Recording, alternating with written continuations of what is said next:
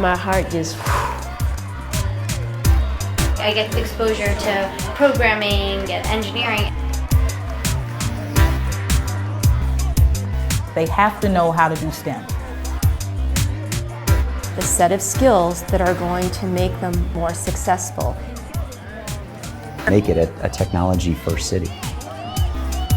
We want to help you guys out. Let's do this. We need to find a way to make it available for all students.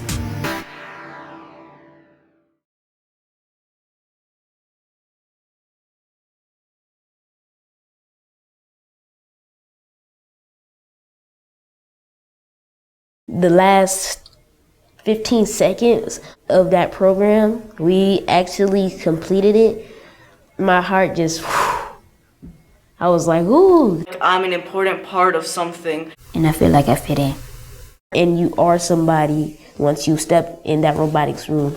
Just kind of blending our strengths together to create a good team is kind of like what mattered. It was kind of the core of robotics. If everybody gets a voice, then we have the best chance of having the best solution.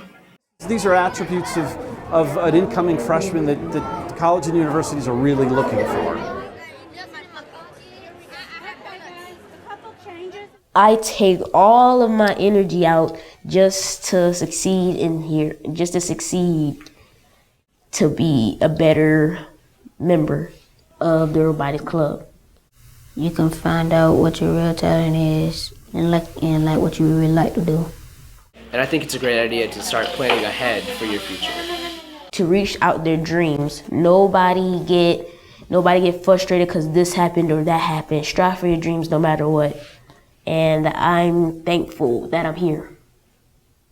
Our participants are, 2, 3, 4 times more likely to go into college. And I'm thinking I'm gonna have a successful future. I know I'm gonna have a successful future. It helped me decide that I wanted to be a biomedical engineer when I grow up. I think over 75% of our kids are involved in a STEM career. They become better people and I think set an example for the rest of school. I found how much I love building things and being a part of a team. And so I'm now going to go into mechanical engineering and who knows, maybe I'll build a spaceship or something.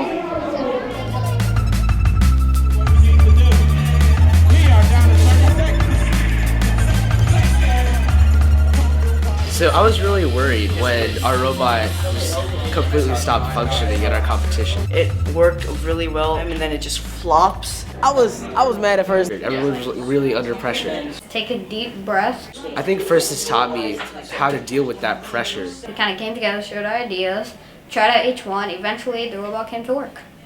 All of that paid off because at our competition we ended up winning 2nd place in the robot game and 1st place out of the entire competition. So the idea of teaming in a manufacturing facility such as ours at GE is an exact copy of what we see in FIRST Lego, where these kids are overcoming these challenges.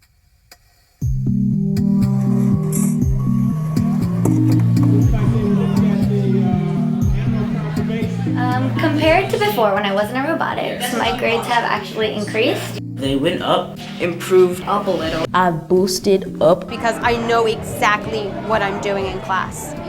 If we were able to incorporate it in the classrooms, you would watch science grades rise. You would watch math rise. You would watch language arts rise because they need all of these things to function with the skills that they're learning. They know that in order to do this, they have to know how to do STEM. I was kind of like a great helper.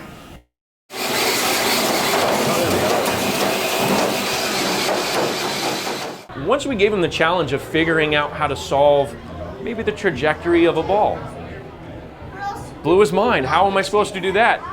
This kid went in and started talking to his math teacher. His math teacher spent a little bit of time with him, and now he's paying attention in every one of his math classes. This student now cares. Compared to other classes, FIRST LEGO League teaches me more critical thinking and how to react in real life. In class, usually it's like, raise your hand if you have an answer to the question, or if you have a question on the assignment, or this is what you have to do. But it's never like, oh, try a different possibility because there's a curriculum, there's steps, and you have to always follow like what the teacher says. But that's not teaching me what I need to know for my field and my career choice. And they get to experience things that you can't teach in a standard classroom.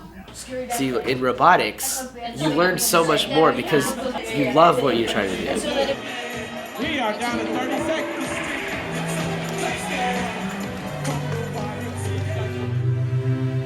One of our core values was that they knew that our coaches didn't have all the answers, but that we learned together. And so we did. We learned the programming, we learned the robot all together. They know every single core value, but their favorite one is gracious professionalism because they get an opportunity to incorporate that in their everyday lives. We know it's not about winning. Like what we discover is more important than what we win. It's like Duval County character education schedule, and it goes hand in hand with that, but it takes it to another level. And you actually see it in the classroom. They're taking turns. They're working together as a team. They're listening to each other. But it wasn't until robotics showed me that I could be a leader, I can know what I'm doing and lead people confidently, did I actually realize that this is something that I can do every day of my life and be perfectly happy. And the way he's able to explain things, the way he's able to be a leader. That whole presentation skill, that was learned here. The skit is the way that the team explains their project mission to the judges, where they say, this is the research that we did for the theme that we were given and the solution we came up with. It's the time and place for them to each have a part and for them to explain what it is that they've learned. Those presentation skills did not come from sitting in his classrooms every day. It came from the training he received through robotics.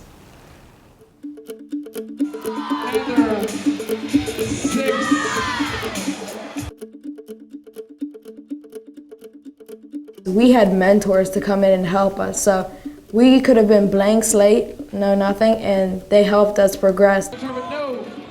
And we'll ask parents, I need you to step up. It is worth my time, it is worth his time, and because he's really truly getting something out of it.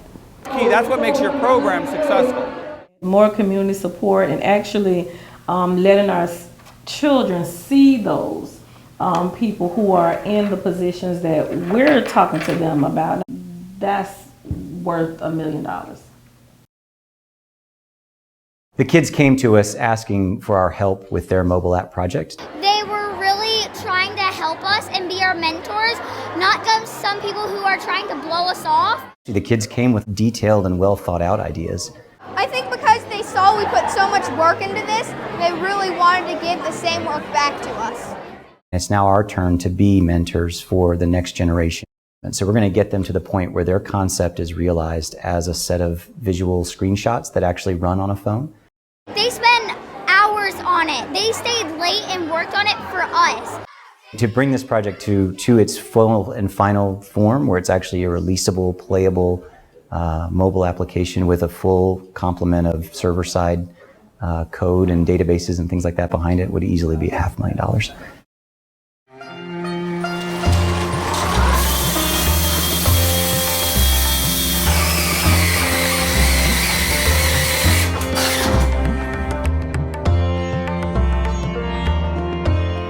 We all sat down one day and started talking, and we said, you know, we want to be a part of this. We want to help you guys out. Let's do this. So we teamed up with Renaissance Jax and said, we're going to be a sponsor.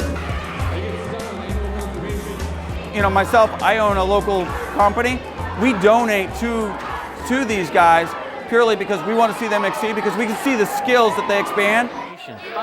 Half these kids are going to go home, and tonight they'll be dreaming about robots. We invested in a mobile computing lab at the University of North Florida. Our students, including the ones inside, they are incredible in what they can achieve. We go over and teach classes with the professors there. We give them challenges and we give them opportunities and we kind of give them the support but get out of the way. It will help the talent pool in Jacksonville in general and make it a technology-first city. Defending your ideas, presenting your skills, communicating with different parties, and going through a process as a team and reaching a common goal. That's what the companies are asking for. It is a complete prosperity pipeline. It's a science, technology, engineering, and math ecosystem where kids get their hands on robots. Excitement and curiosity are stimulated. Their schoolwork gains focus.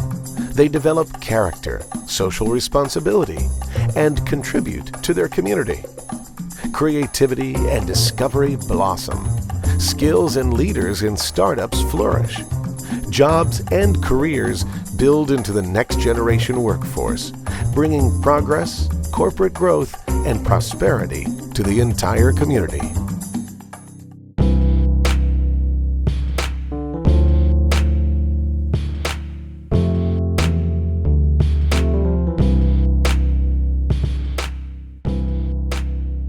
We have other kids that come and ask, can I get in the robotics club? I mean, why should it only be for 10?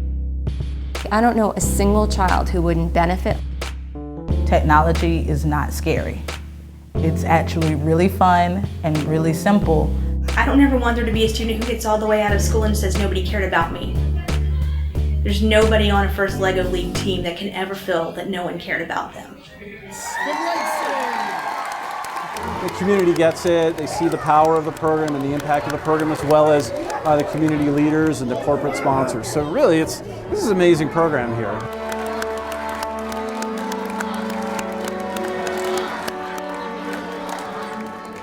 We should stop saying robotics.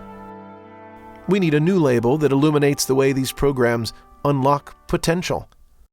All I had to see was how the children reacted at the first competition. Actively involved in their own learning process. To know this is something that as long as I'm in this position, is here to stay. We hold the key to unlock potential. We choose to use it. Everybody should have it. You stick with it, keep up at it, keep doing it, and if you stick to it, you can do it. I think that's the most important lesson that they can get out of a program like this. So I commend the Duval County Public School System for doing this. What we can bring to light here is showing what the entire area of Northeast Florida is doing together with Renaissance Jax and holding that up as an example that we'd love to see more of happen. Can we do that? 10,000 robot students?